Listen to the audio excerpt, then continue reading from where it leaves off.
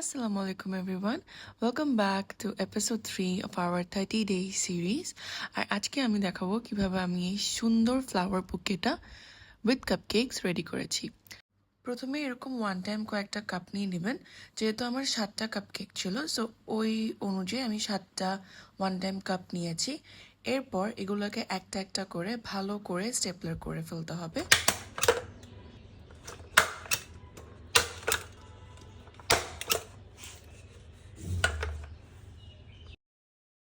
Next আপনারা wrapping paper নেবেন আপনাদের পছন্দের মতন। আমি এখানে পার্পল কালারেরটা নিয়েছিলাম। অ্যান্ড ওকে, সো এখান থেকে রিয়েল স্ট্রাগলটা শুরু হয়। আমি মনে করেছি it will be very easy and আমি টেপ দিয়ে লাগিয়ে কোনো রকম এটা অ্যারেঞ্জ করতে পারবো।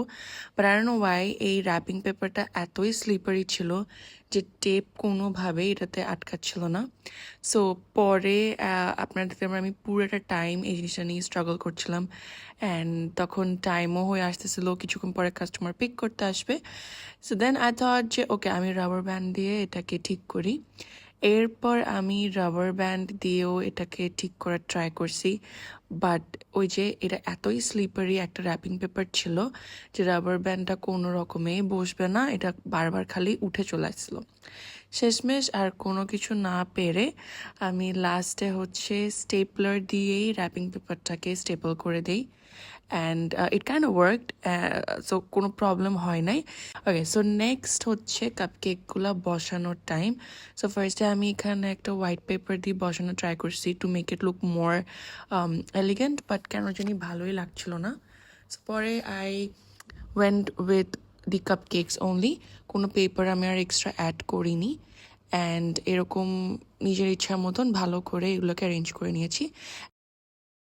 অল্প কিছু গ্রিন বাটার ক্রিম দিয়ে আমি পাইপিং করে নিয়েছি সো দ্যাট গ্যাপসগুলো একটু ফিল হয়ে যায়।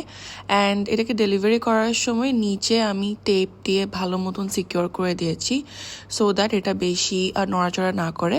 And this is the final look of the cupcake bouquet, and I hope you guys liked it, and I'll see you in the next video. Till then, bye bye.